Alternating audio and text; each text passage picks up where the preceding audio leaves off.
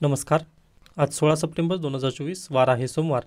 लोकसत्ता आणि द हिंदू वृत्तपत्र विश्लेषणमध्ये आपलं स्वागत आहे. पहिली बातमी, Kejriwal to quit 6 early polls. पहा, केजरीवाल यांना जामीन मिळाल्यानंतर त्यांच्यावरती काही सुप्रीम कोर्टाने पण बंधनं घातलेली आहेत, बरोबर. मग त्यानिमित्ताने किंवा आणखीन काही रिझन या नात्याने केजरीवाल यांनी 2 दिवसात राजीनामा देण्याचं निश्चित केलेलं आहे. ओके.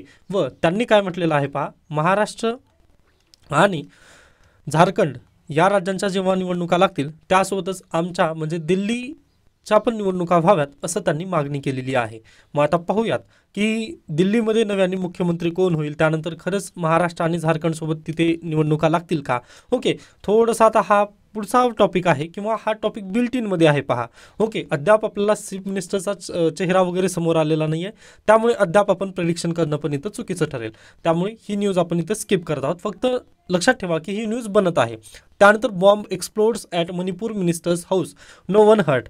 मणिपूर अद्यापही जळतच आहे, म्हणजे आता तेथील जे मिनिस्टर्स वगैरे आहेत त्यांच्यावरती पण हल्ले होत असलेले आपले इथं बेसिकली या न्यूजमधून दिसत आहे. त्यानंतर Maharashtra polls likely in second week of November, Eknath Shinde. पहा, दसऱ्यानंतर महाराष्ट्रामध्ये आचारसंहिता लागेल व नोव्हेंबरच्या दुसऱ्या आठवड्यामध्ये आपला इलेक्शनला सामोरं जावं लागेल असं एकनाथ शिंदे यांचं मत आहे. आता अगदीच हे पण डायरेक्टली त्यांनी एक काय म्हणू शकतो, एक शक्यता दर्शवलेली आहे. ओके. अद्याप यावरती फिक्स वगैरे झालेलं नाही आहे, पण असंच कदाचित कार्यक्रम नक्की असू शकतो. त्यामुळे ही पण न्यूज आपल्यासाठी महत्त्वाची ठरू शकते. त्यानंतर नेक्स्ट न्यूज आहे पहा, one nation one election will be implemented under current government किंवा current term of NDA government. Okay. म्हणजे जे 2024 ते 2029 पर्यंत जे सरकार चालणार आहे ना, या दरम्यानमध्येच आपल्याला काय वन नेशन वन इलेक्शन ही स्कीम लागू झालेली आपल्याला बेसिकली पाहायला मिळणार आहे. ओके. व ही सूत्रांतर्गत सांगण्यात पण आलेलं आहे. त्यानंतर पहा, द हिंदूच्या सर्व ज्या बातम्या आहेत ना त्या नॅशनल लेवलच्या आहेत, त्यामुळे त्या काही गरजेच्या आपल्याला दिसत नाही आहेत. बाकी आपण डायरेक्टली काय करूयात, आता एडिटोरियल पेजवरती जाऊयात. आता हा जो एडिटोरियल पेज आहे ना, तो डिस्ट्रिक्ट मिनरल फाउंडेशन या संदर्भात दिलेला आहे. आता ही कुठं शिकायचं आहे आपल्याला, तर इकॉनॉमिक्सच्या लेक्चर्समध्ये तुम्ही हे शिकून घ्याल. ओके. मग पहा, तिथून आपल्याला प्रश्न येतो. बाकी हे जे संपूर्ण तुम्ही रीड करणार आहात तर हे खोदा पहा निकला चुहा या टाईप असतं, त्यामुळे मी याला इथं स्किप करत आहे. बाकी तुम्हाला तुमच्या इकॉनॉमिक्सच्या नोट्समध्ये बॅकवर्ड लिंकेजेस म्हणून लक्षात ठेवा व तिथून तुम्हाला काय करायचं आहे, डिस्ट्रिक्ट मिनरल फाउंडेशन ही टर्म एकदा वाचून घ्यायचं आहे. यामध्ये कशा पद्धतीने जे डिस्ट्रिक्ट मॅजिस्ट्रेट असतात मग ते कशा पद्धतीने त्यांचे तिथे पॉवर वगैरे यूज करतात हे तुम्हाला माहिती असणं गरजेचं आहे. अगदी इथिक्सच्या पेपरमध्ये पण हा केस स्टडी स्वरूपात प्रश्न येऊ शकतो. ओके. त्यामुळे प्लीज इकॉनॉमिक्समध्ये एकदा बॅकवर्ड लिंकेजेसमधून हा टॉपिक कव्हर करून घ्या. त्यानंतर नेक्स्ट आहे पहा, रिअलायझिंग द रूरल अर्बन कंटिन्युम. आता हा जो आर्टिकल आहे तो मी आपल्या सप्टेंबर महिन्याचा जो मॅगझिन आहे व हे जे मॅगझिन कुठं मिळेल तर अगदी आपल्या टेलिग्राम चॅनलवरती ते मी ऑलरेडी अपलोड केलेलं आहे. तर मग आता आपण काय करूयात, डायरेक्टली आपल्या मॅगझिनमध्ये जाण्याचा प्रयत्न करूयात. तर पहा, हे आपलं सप्टेंबर महिन्याचं मॅगझिन आहे. यामध्ये सर्व बातम्या मी अपडेट केलेल्या आहेत. लोकसत्तामधील त्यानंतर लोकमतमधील सर्व बातम्या यामध्ये तुम्हाला मिळून जातील. ओके. तर पहा, आजच्या प्रमुख बातम्या इथे दिलेल्या आहेत. पहिलंच आहे संविधान भान. ओके. आता आजच्या संविधान भानमध्ये काय आलेलं आहे तर राज्यपाल जे असतील ना त्यांच्याकडे खरंच विवेकाधिकार किती आहेत. आता मागच्या संविधान भानमध्ये आपण पाहिलेलं आहे पहा, आर्टिकल 173 ते कशा संदर्भात होतं, राज्यपाल यांचं विवेकाधिकार, बरोबर. मग त्यालाच अनुसरून आता हा आर्टिकल आलेला आहे. आता काय 174 आणि 175 बद्दल इथं चर्चा करण्यात आलेली आहे. मग पहा, अगदीच 2 जून 1949 रोजी संविधान सभेमध्ये चर्चा चालू होती. त्या चर्चेदरम्यान बिहारमधील प्रतिनिधी मोहम्मद ताहिर बोलत होते की आपण राज्यपालांना थोडेसे जास्तीचे अधिकार द्यायला हवेत, विवेकाधिकार जे आहेत ना ते जास्तीचे द्यायला हवेत असं त्यांचं मत होतं. कशा पद्धतीने विवेकाधिकार पहा, तर अगदीच त्यांनी काय म्हटले होते पहा की राज्यपालांना पॉवर असायला पाहिजे की त्यांना जेव्हा वाटेल ना तेव्हा त्यांनी जे विधानसभा आहे ती बरखास्त करू शकतात. ओके. अशा पद्धतीची त्यांना पॉवर आपण देणं गरजेचं आहे असं म्हणून त्यांनी काय केलं होतं, एक तिथे प्रस्ताव ठेवलेला होता. पण डॉक्टर बाबासाहेब आंबेडकर यांनी त्या प्रस्तावाला विरोध केला व त्यानुसार आपल्याकडे आर्टिकल 174 आणि 175चं तिथं जन्म झालेला आहे. मग यानुसार काय म्हणण्यात आलेलं आहे पहा, तर राज्यपालांवरती बंधनं असणं खूप गरजेचं आहे. त्यामुळेच आपल्याकडे काय आहे तर राज्यपाल हे कोणाच्या सल्ल्यानुसार काम करणार आहे तर मंत्रिमंडळाच्या सल्ल्यानुसार. ओके. मंत्रिमंडळाच्या सल्ल्यानुसार काम करतील. अन्यथा पहा, जर आपण त्यांना स्वविवेकाधिकार जर जास्तच दिले, ओके, म्हणजे पहा त्यांना वाटलं ना की आता विधानसभा बरखास्त करायची आहे, ओके, यामध्ये काहीही राहिलं नाहीये त्यामुळे विधानसभा लगेच बरखास्त करूयात असं जर त्यांनी कोर्टाने निर्णय दिला तर काय होतं पहा, जे निवडून आलेलं गव्हर्नमेंट आहे ना ते लगेच तिथं बरखास्त होऊ शकतं. व राज्यपाल कसे निवडून आलेले आहेत का नाही, तर ते काय आहेत, सिलेक्टेड कॅन्डिडेट आहेत. ओके, ते सिलेक्ट होऊन आलेले आहेत, ते निवडून आलेले नाही आहेत. मग पहा, आपल्या लोकशाहीला अगदी विटंबना लावण्याचं काम किंवा लोकशाहीची पळवाट धरण्याचं काम पण राज्यपाल तिथं नक्की करू शकले असते. ओके, व सर्वांना त्याची उदाहरणं जास्त माहितीच आहेत. आता जसं की उद्धव ठाकरे यांच्या केसमध्ये तेच झालेलं होतं पहा. भगतसिंग कोश्यारी यांना फक्त वाटलं की फ्लोअर टेस्ट करणं गरजेची आहे. ओके, आता सुप्रीम कोर्टाने काय म्हटलं, ती जी फ्लोअर टेस्ट झाली ती इलिगल होती. ओके, पण अगदी उद्धव ठाकरे यांचं सरकार त्या फ्लोअर टेस्टमुळे कोसळलं ना, मग अगदी त्या पापामध्ये अगदी भगतसिंग कोश्यारी यांचा पण वाटा होताच ना मग राज्यपालपदी असताना. मग अगदी अशा पद्धतीच्या जे केसेस होत्या ना ते अगदी जास्त पद्धतीने वाढल्या असत्या. व पहा, डॉक्टर बाबासाहेब आंबेडकर यांचं व्हिजन किती होतं मग त्या काळी. ओके, 1949 मध्ये त्यांनी आत्ताची जी भविष्यवाणी आहे ती तेव्हाच करून ठेवलेली होती की असं होऊ शकतं. ओके, मग त्यामुळेच आपण डॉक्टर बाबासाहेब आंबेडकर त्यासोबतच जे संविधान सभेमधील जे काही सदस्य वगैरे होते त्यांना आपण काय म्हणतो, ते व्हिजनरी लोक होते. व पहा, आता ती कदाचित व्हिजन आपल्याला दिसत नाही आहे. ओके, म्हणजे अगदीच पार्लमेंटमध्ये जी चर्चा वगैरे व्हायला हवी होती ना ती सध्याला होत नाही आहे, की त्यामुळेच म्हणतोय की ते व्हिजनरी लोक होते. मग अगदी त्याच बेसिसवर पहा, आर्टिकल 174 आणि 175 यानुसार काय करण्यात आलेलं आहे, तर राज्यपालांचे जे विवेकाधिकार आहेत ना त्याला थोडंसं काटछाट करण्यात आली. व त्यानुसारच आपण काय म्हटलं की मंत्रिमंडळाच्या सल्ल्यानुसार राज्यपालांनी जे विधानसभा आहे त्याला बरखास्त करण्याचं किंवा सत्र बोलवण्याचा अधिकार त्यांना देण्यात आलेला आहे. पहा, 2016 मध्ये अशीच एक घटना घडलेली आहे. ओके, 2016चा एक खटला आहे, नबाम रिबिया खटला. ओके, हा खटला सुप्रीम कोर्टाचं एक व्हिजनरी जजमेंट आहे किंवा एक लँडमार्क जजमेंट आहे असं तुम्ही म्हणू शकता. तर पहा, या खटल्यामध्ये किंवा थोडंसं बॅकग्राऊंड जर समजून घेण्याचा प्रयत्न केला तुम्ही, तर अरुणाचल प्रदेशमधील हा खटला आहे. अरुणाचल प्रदेशमधील एक राज्यपाल होते, आता त्यांचं नाव वगैरे आपल्यासाठी गरजेचं नाही आहे. मग या राज्यपालांनी काय केले पहा, मंत्रिमंडळाचा सल्ला न ऐकता किंवा त्यांच्या स्वविवेकाधिकारानुसारच त्यांनी काय केलं, जे विधानसभा असते त्याचं सत्र बोलावलं त्यांनी. ओके, हे सत्र बोलावण्याची ताकद कोणाला आहे, आपल्या आर्टिकल 73 आणि 74 नुसार. तर तुम्ही मंत्रिमंडळाचं ऐकूनच असं स्टेप घेणं गरजेचं आहे. पण ते राज्यपाल तसं ऐकले का, तर बिलकुल नाही. त्यांनी काय म्हटले, मला वाटतंय त्यामुळे तुम्ही सत्र चालू करा. ओके, सत्र चालू झालं. व त्या सत्रामध्ये त्यांनी काय केले पहा, तर विधानसभाचे जे अध्यक्ष असतात ना त्याचं पद काढून टाकण्यासाठी किंवा म्हणजे अगदीच त्याला पदावरून हटवण्यासाठी तिथं काय केलं, एक प्रस्ताव त्या सेशनमध्ये मांडण्यात आला. ओके, व आता इथं महत्त्वाची हीच आहे की पहा, तिथे पण पार्टी फोडण्यात आली होती किंवा तेथील जे आमदार असतील ना ते फोडण्यात आले होते. मग आमदार फुटले असल्या कारणामुळे पहा, आता आमदार फुटीचा निर्णय कोण घेतात, तर अध्यक्ष घेतात. विधानसभेचे जे अध्यक्ष असतात ना ते घेतात. मग यांनी सेशन चालू झाल्यानंतर पहिल्यांदा काम काय केलं पहा, तर प्रस्ताव कोणाच्या विरोधात आणला, जे विधानसभेचे अध्यक्ष असतात ना त्यांच्या विरोधातच इथं प्रस्ताव मांडण्यात आला. मग पहा, जर अध्यक्षच तिथं कार्यरत नसेल तर मग अगदीच जे आमदार फुटीचं प्रकरण वगैरे जे झालेलं आहे त्याच्या विरोधात निर्णय घेऊ शकतील का अध्यक्ष वगैरे, तर घेऊच शकणार नाहीत ना. मग हेच कारण होतं. मग यालाच अनुसरून सुप्रीम कोर्टामध्ये 2016 साली खटला गेला, नबाम रिबिया खटला. मग या खटल्यामध्ये सुप्रीम कोर्टाने अगदीच जे राज्यपाल वगैरे आहेत ना त्यांना अगदीच सांगितलं व त्यांनी तशा पद्धतीने निर्देश दिले की तुम्ही जे करत आहात ना तुम्हाला स्वविवेकाधिकार तिथे नाही आहे. तुम्हाला जर सत्र बोलवायचं असेल तर तुम्ही पहिल्यांदा कोणाची परमिशन घेणं गरजेचं आहे, मंत्रिमंडळाचा सल्ला तिथं महत्त्वाचा आहे म्हणजे आहेच. ओके, मग त्याच केसला अनुसरून 2023 मध्ये सुप्रीम कोर्टाने आणखीन एक जजमेंट दिलं शिवसेना खटल्याबद्दलचा. शिवसेना खटल्याबद्दल पण त्यांनी तेच म्हटलं की जे भगतसिंग कोश्यारी आहेत त्यांना फ्लोअर टेस्ट करण्याचा तिथं अधिकार नव्हता, कारण त्यांनी मंत्रिमंडळाचा सल्ला न घेता मंत्रिमंडळाचा सल्ला न घेता त्यांनी काय करू शकत नाहीत, विधानसभेचं अधिवेशन तिथं बोलवू शकत नाहीत, असं सुप्रीम कोर्टाने 2023 मधील शिवसेना जजमेंटमध्ये परत नबाम रिबिया खटला तिथं उच्चारलेला आहे. मग आय होप तुम्हाला हा पॉईंट समजलेला असेल की स्वविवेकाधिकार आहे का, मग विधानसभेचं सत्र बोलवण्यासाठी राज्यपालांना स्वविवेकाधिकार आहे का, तर बिलकुल तिथं स्वविवेकाधिकार नाही आहे. मग यासाठीच तुम्ही लक्षात ठेवायचं आहे नबाम रिबिया खटला. ओके, 2016चा हा खटला आहे. एवढं तुम्ही फक्त या संविधान बाणमधून लक्षात ठेवायचं आहे. डन. त्यानंतर आपण पुढे जाऊयात.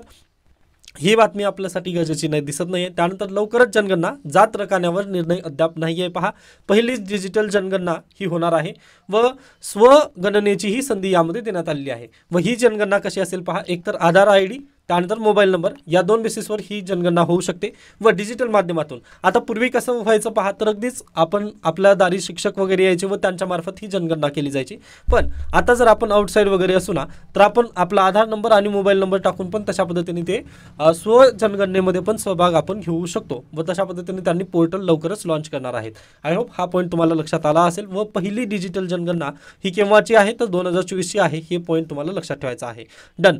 त्याच्यानंतर पुढे चला, हा पॉईंट ऑलरेडी आपण पूर्वीचीच पाहिलेली आहे, त्यामुळे याबद्दल जास्त जाण्याची आवश्यकता नाही.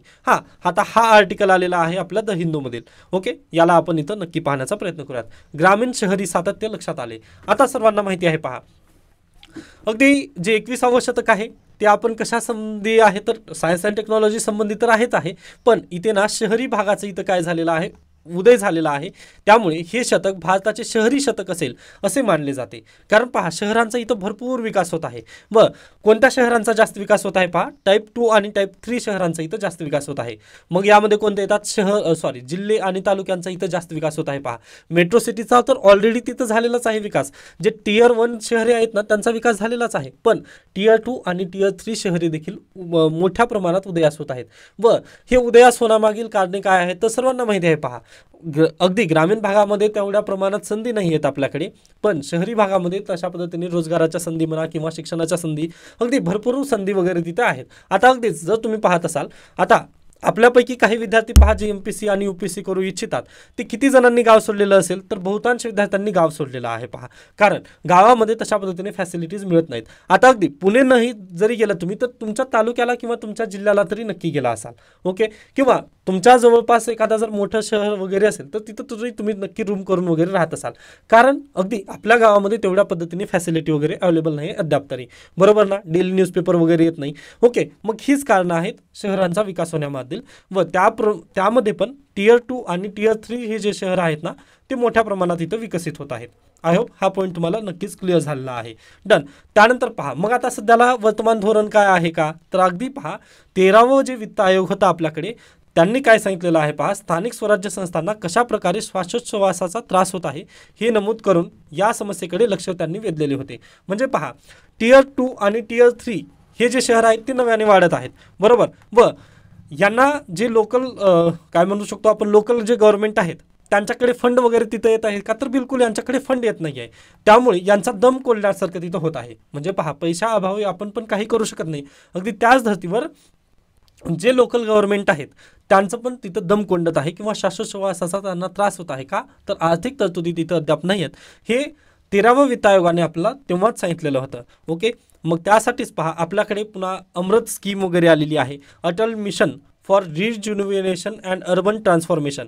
ओके, ही अमृत मिशन आली. मग या अर्बन मिशनमध्ये त्यांनी काय पहा, पहिल्यांदा 500 शहरं घेण्याचा निर्णय घेतला. मग त्या 500 शहरामध्ये त्यांनी क्रायटेरिया ठेवला. पहा, 5000 लोकसंख्या, त्यानंतर जास्तीत जास्त तुम्ही 23,000 लोकसंख्या वगैरे अशा पद्धतीने त्यांनी क्रायटेरिया टाकला.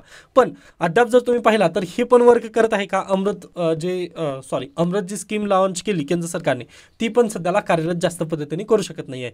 आता ह्याला त्यांनी प्रूव्ह करण्यासाठी पहा, त्यांनी काय म्हटले की केरळमध्ये ना 90% जो भाग आहे ना, तो शहरी भाग झालेला आहे. ओके, म्हणजे अगदी आपल्याकडे फक्त आता केरळचा जर विचार केला तुम्ही, तर फक्त 10%च तो ग्रामीण भाग आहे व शहरी भाग 90% आहे. मग पहा, 90% शहरांना तिथं विकसित करू शकतात का मग केंद्र सरकारच्या एका स्कीममुळे, तर ते बिलकुल होऊ शकत नाही. मग याला तुम्हाला काय करणं गरजेचं आहे. ओके, मग आता यासाठी आपण काय, तर अगदी ग्रामीण भागामध्ये पण तशा पद्धतीने रोजगाराच्या सोयीसुविधा होतील उपलब्ध, हे आपण प्रयत्न करणे खूप गरजेचं आहे. किंवा याला जर सोल्युशन तुम्ही जर म्हटलात ना, तर 73वी आणि 74वी जी घटना दुरुस्ती केलेली होती, जे की मागे झालेली आहे. ओके, म्हणजे मागच्या शतकामध्ये झालेली ती घटना दुरुस्ती आहे. मग त्याला अनुसरून आपण परत एकदा संविधानामध्ये जाणं खूप गरजेचं आहे. जसं की अगदी आपल्याला जे फंडची सुविधा वगैरे आहे ती जास्त प्रमाणात प्रोव्हाइड करणं खूप गरजेचं आहे. पहा, कारण 90% जर शहरं झालेली असतील, तर ग्रामीण भागातील फंड आपण कुठं शहरी भागामध्ये तिथं व्यवस्थापन करणं गरजेचं आहे.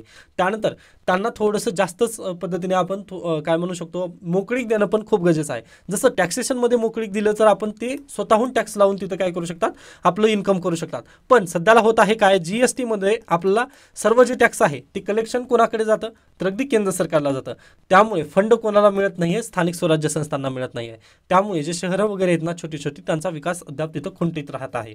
सर्वांना आय होप समजत असेल हा पॉईंट. कारण पहा, आता आपण जर मूवीला जायचं जर म्हटलं तर पूर्वी काय आपला इथला एंटरटेनमेंट टॅक्स लागायचा, पण आता तुम्ही जर मूवी तिकीट काढलात तर पहा तुम्ही बुक माय शोवरती वगैरे जाऊन पहा तुम्ही तिथे, तर तिथं तुम्हाला GST 18% तिथं लागली जाते. सर्व्हिस टॅक्स म्हणून तिथं 18% कपात केली जाते.